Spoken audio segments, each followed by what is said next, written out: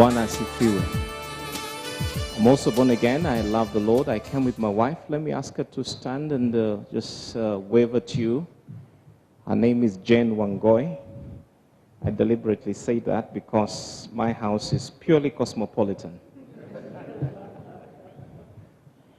We are very grateful to be here this afternoon to talk to us. First and foremost, let me congratulate Royal Brotherhood. The Lord richly bless you. I have learned a lot just by sitting down and looking at your presentations, listening to your leaders. I'm greatly inspired. Greatly inspired. I think this is the second or third group I'm talking to, an investment group. And day by day, I really wished that I could belong to one. I don't know whether the qualification is to be part of your church.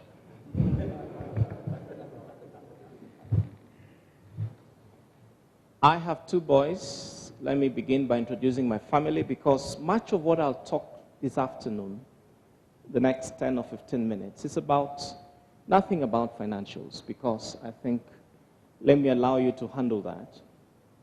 But I'll be posing one or two questions to us. Much of what I'll talk about is something social. The social aspect of Royal Brotherhood, because I know in an AGM like this, much of what we are tackling is the financials. You want to invest on land, you want to invest on shares and so on and so forth. I want to slightly get you off and talk about something that I think has great implications to our businesses. So I like to say that I have two young boys. My first son is 21 years rather, and the other one is 19. They're both in university, and I think that forms my family. One of the questions that has kept on bothering me for some time when I look at African business, not just in Kenya, but across the continent, is that we do not have, or we have very few second, third, fourth generation businesses. We've had prominent Kenyans who have died, and unfortunately when they die with their businesses. I don't know whether you have ever had the time to ask yourself, why is it we have businesses in the US and in the UK that you'd find those businesses started 30, 40, 50, 60 years ago, and they're still growing strong. But when you come to Africa, wonderful enterprises, wonderful businesses, but when the pillars go, the businesses die.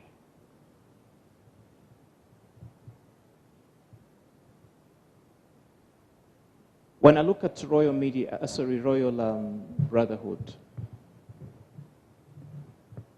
when I was seated there, I began to think about 20, 30 years from now, because I'm sure 20, 30 years from now, some of you may not be here. I hope I'm not offending you. But some of you will be gone. It's a fact, isn't it? They'll be gone. 3 months I buried my father-in-law. And in the process of mourning, I realized that we are burying the generation of our fathers, and they're actually going. Most of you, if you have your father alive or your mother alive, you're fortunate. But then I also realized the bitter truth that in another 30 years or 20 years, we will be the generation that will be burying ourselves. And so when I look at this particular organization, many questions come into my mind. What is this that will keep this organization strong 30, 40 years from now? Because one of the things that bothers me is we don't seem to ever carry past second, third generation businesses. I come from Eldoret. I see Asians that are doing well, and when you talk to them, they'll tell you these are, the one who started this business was either my grandfather or my great-grandfather. But I can only count maybe one business in Eldoret, and that's Paul's Bakery. But the mzee died, and I can see the young boys and girls are still pushing it. But, quite a number, they died and left, and the businesses also died. I want to believe that this particular organization is not just about you, but it's about your children, and it's about your grandchildren, and it's about your great-grandchildren. So that when the directors are long gone, we will still have a very formidable, strong organization. We are talking about royal brotherhood that would grow past you.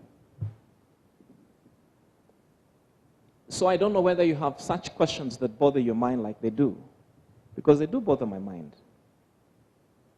I ask so many questions. What is it about in Africa that we don't ever seem to push past particular limits? I have taken time to study the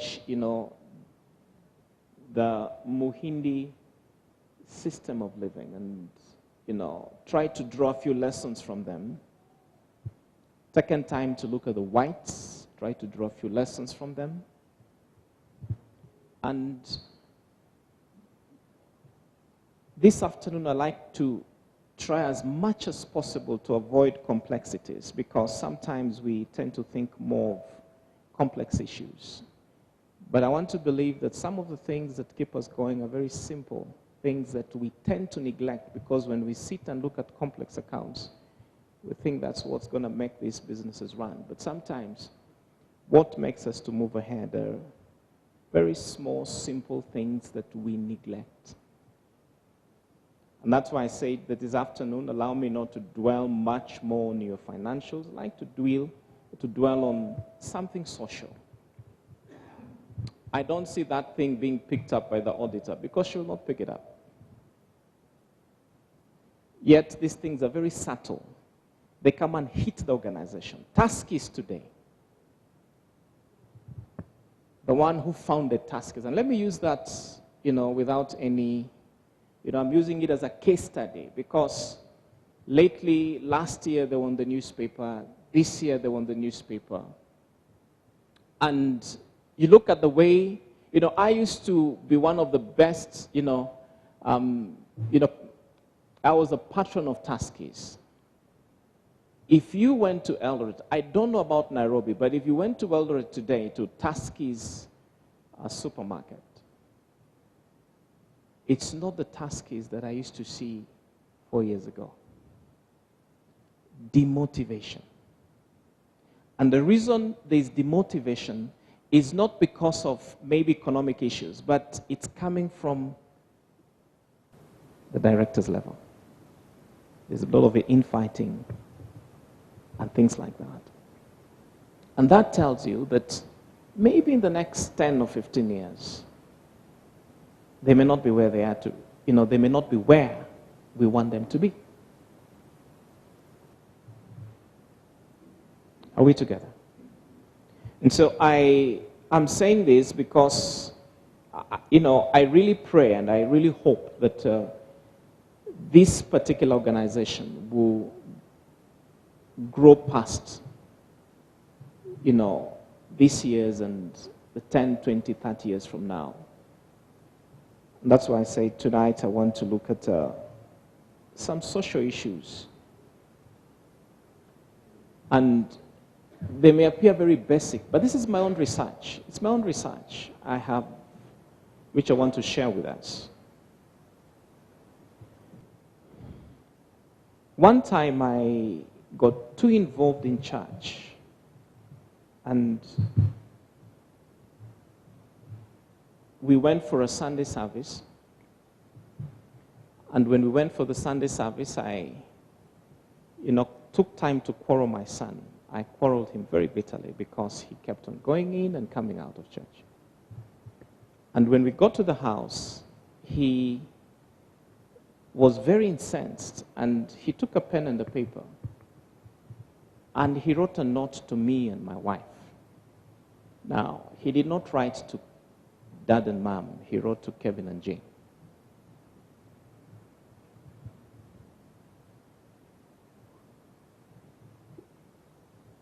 By 3 o'clock that Sunday, he had walked out of the house, and we tried to look for the boy. We didn't get him. He had walked out of the house and disappeared.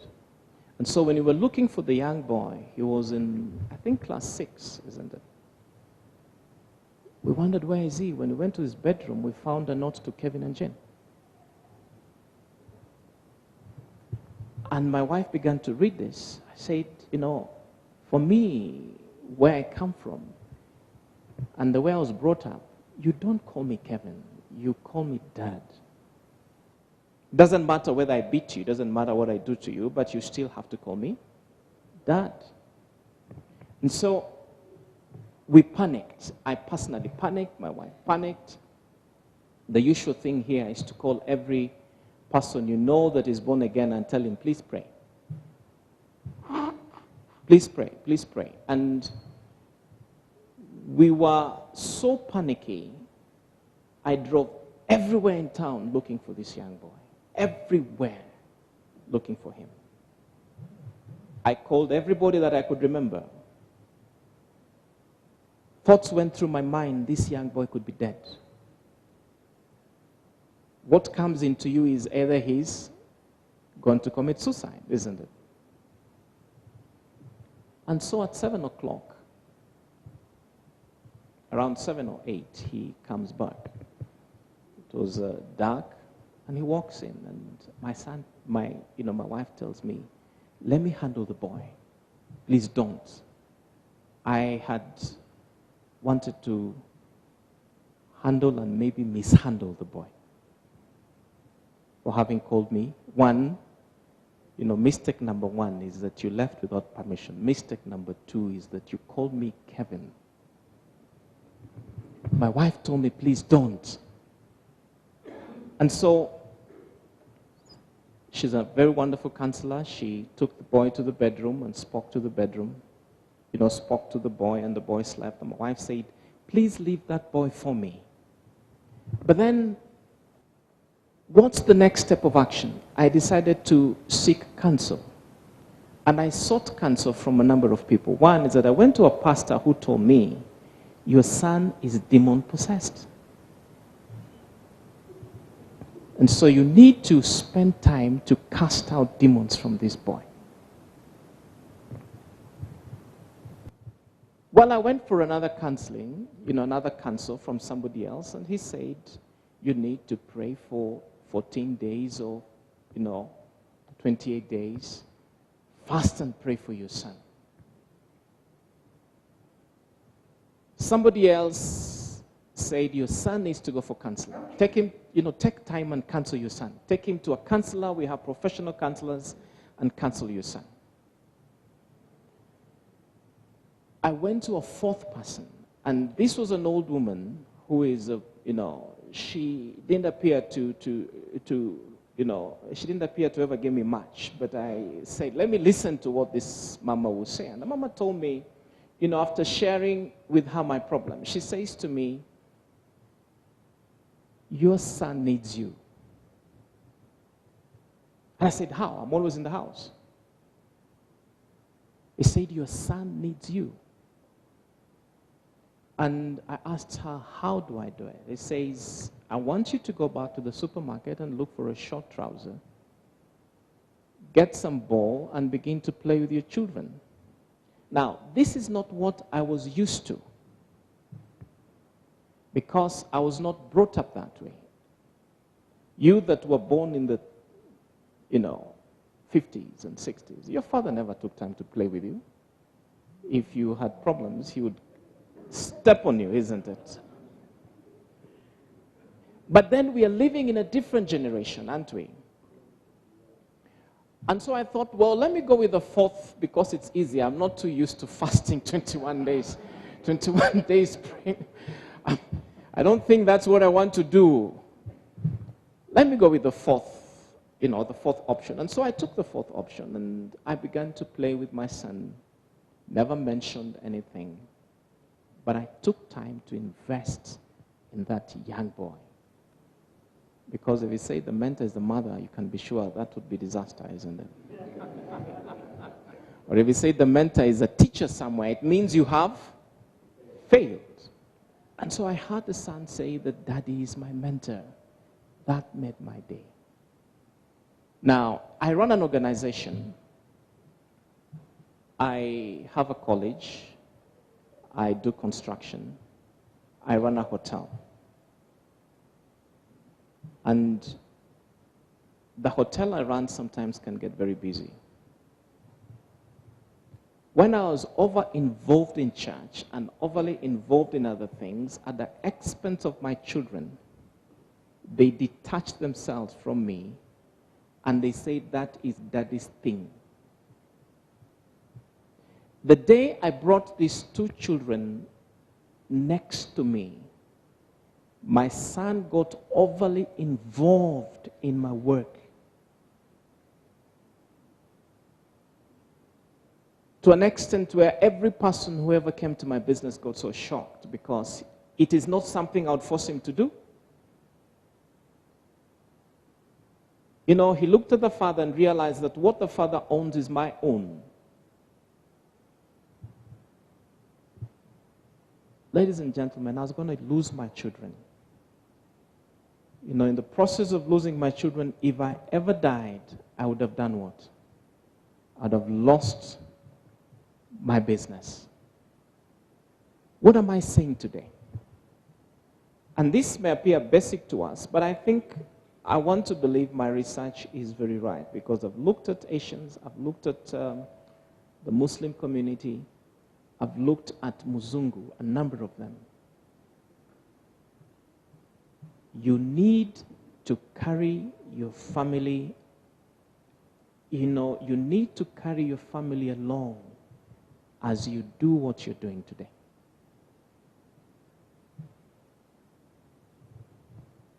30 years from now, you will not be here. My children have become very passionate in what I do. Extremely passionate. Because of my over-involvement in business, at their expense, I was going to lose them, and in effect, when I die, lose my business.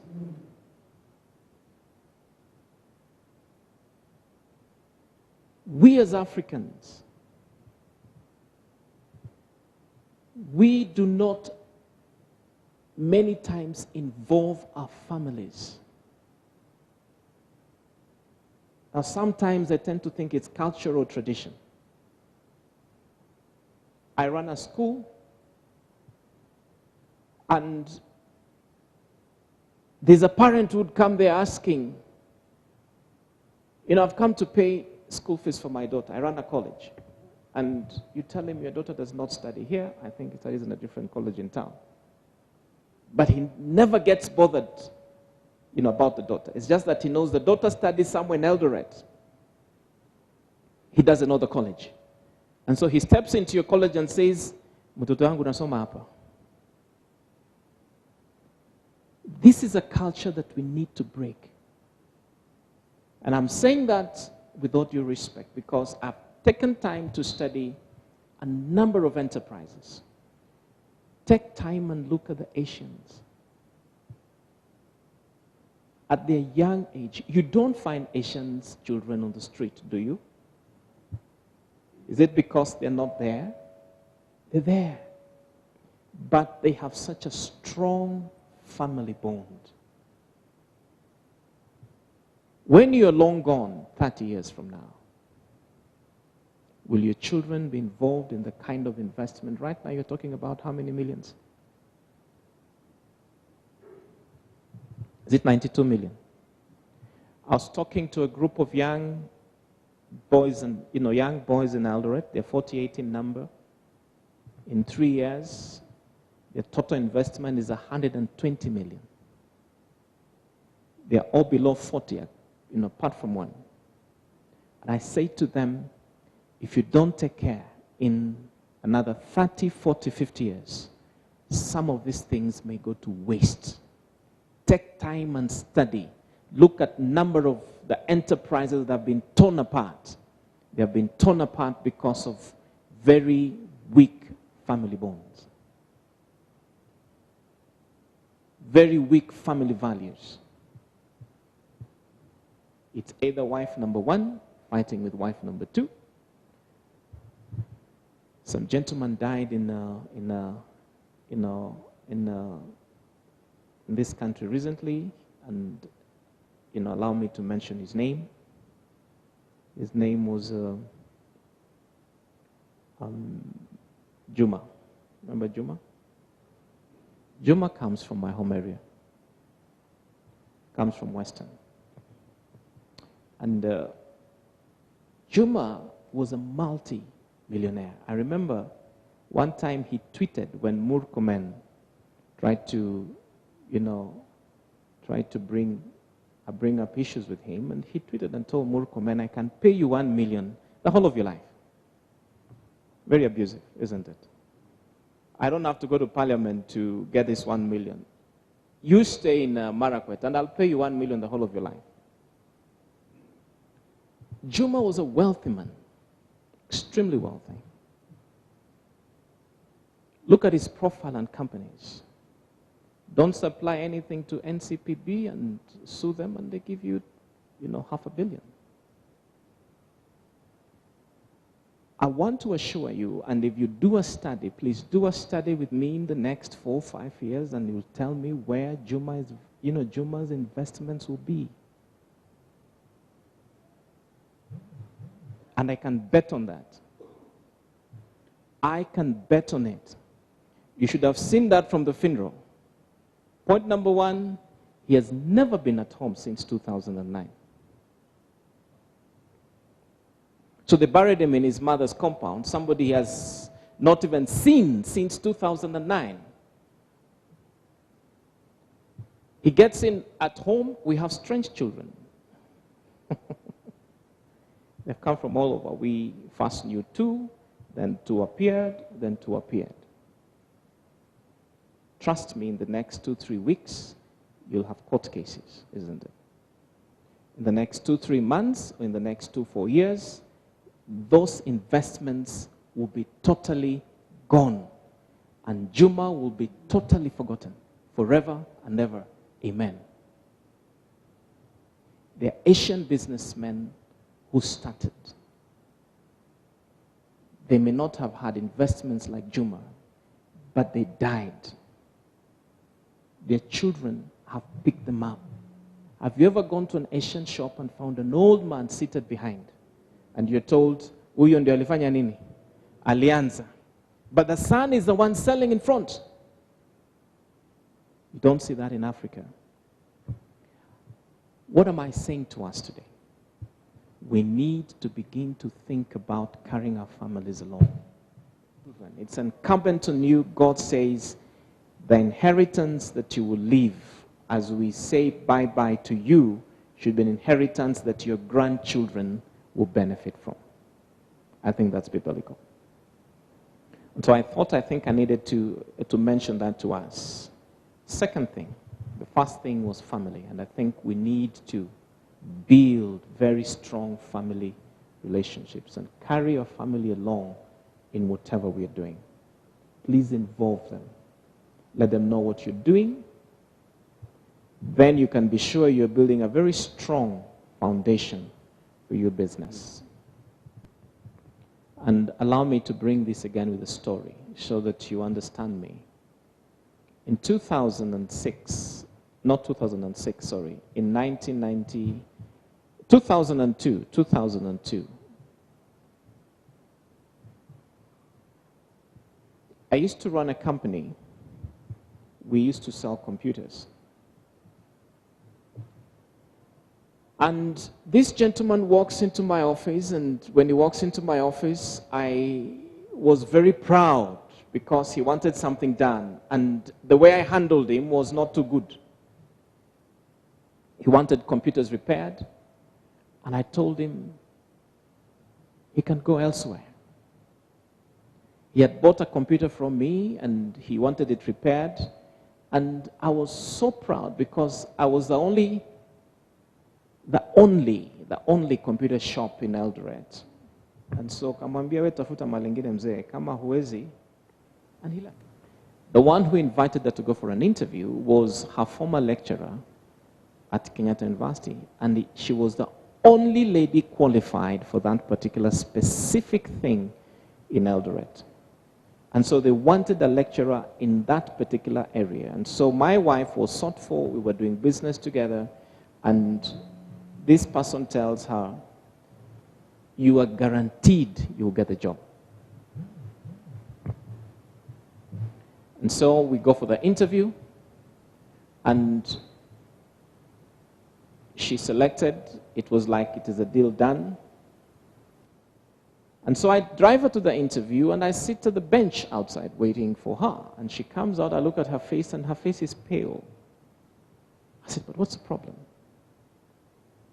She says to me that when I went there, the person I met seated at the chairman's seat was that guy I had told some time back, toka hapa kwenda, wewe ni nani?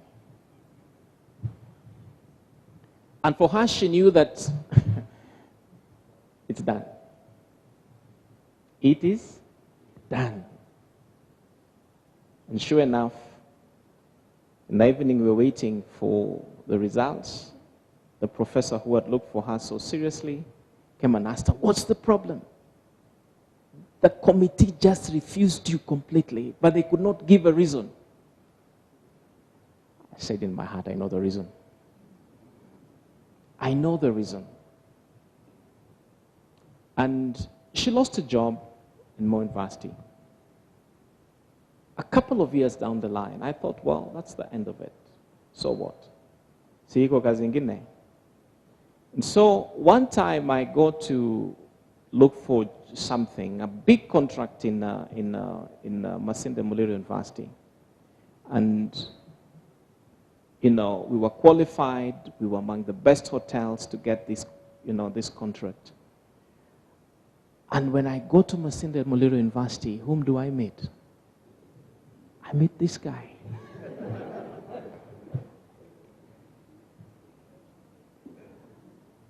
What would you do? Ni pepo, ama ni dimoni, ama ni nini? This guy has always sat before me and success.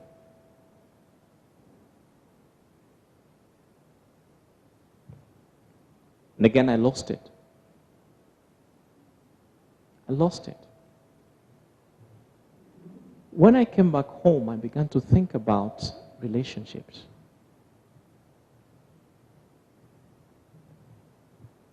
I began to think about relationships, and I realized that you never get to know the potential of the person you're seated next to.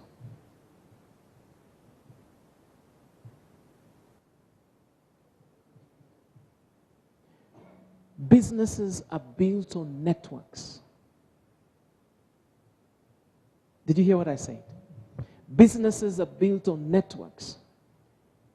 The chairman stood here and said, if you hear of a plot somewhere else that you think we can do what? Invest. Please do what? Talk to us. You only got to hear such kind of things if you have good networks. And you cannot have good networks if you're poor in building relationships. This particular organization will only move forward if you're good at building solid relationships. Very firm relationships. Building solid networks. Your network is your net worth. I'm sure you know that. And I've constantly told people that wealth is not in money. Wealth is in people. I appreciate what you're doing. And I can see you are investing in land and hospitality. We share a lot. If I never met him, I would never have met you. If I never met you, I would never have advices. We need to build strong relationships, strong networks. People are important. People are very, very, very important. The last thing, and I said I'm going to deal in what you want to call trivial issues. Not very important, but they are extremely important. I have always told people that your health is your wealth. The reason I have to leave early is because I have to go and see my grandmother. Actually, her grandmother. She is 100 and what? 1 or 2. And she has called upon us several times to come and see. When an old man calls you, maybe she wants to go. So I need to take so that we can get those blessings. My grandfather, her grandfather actually stayed to 105. And I remember one time we prayed that he goes. Ambia Mungu sasa imekuwa too much. Wacha huyu aende. And actually God answered our prayer. He took him home. Did you hear what I'm talking to you? Your health is important. This business will remain as healthy as the health of the shareholders. You only need to begin to realize the dent on your business if you have 10 people here who are sick. Then you realize that your shares are not coming as they're supposed to. They'll fight your enterprise. And you may never know. And it's because you have neglected them. I am a very high proponent of keeping healthy. Because if you keep healthy, this business will do what? Will be healthy. I've talked about 3 things. I would have talked about more because we have no time. I have to leave. But it's my prayer that Royal Brotherhood institutional organization will make great progress. You'll have one of the most healthiest shareholders. When I see Kibaki, I pray for his health. No pun intended. But the two have had different living habits, right or wrong. And so sometimes we don't enjoy good health because of our own carelessness. And when we are so careless, we blame it on Satan. Satan picks all the crap. I pray that God will give me the opportunity to see my great-grandchildren. That's my prayer. And I want to pray for the directors that the Lord will allow you to see this company when you're retired and you're, is it 100? About there, saying about there. And they call shareholders. This company will still be strong. Bwana asifiwe. It will still be strong. You come with your mkwaju and sit behind there and say, I remember. That will be 40 years from now. The Lord bless you. Amen.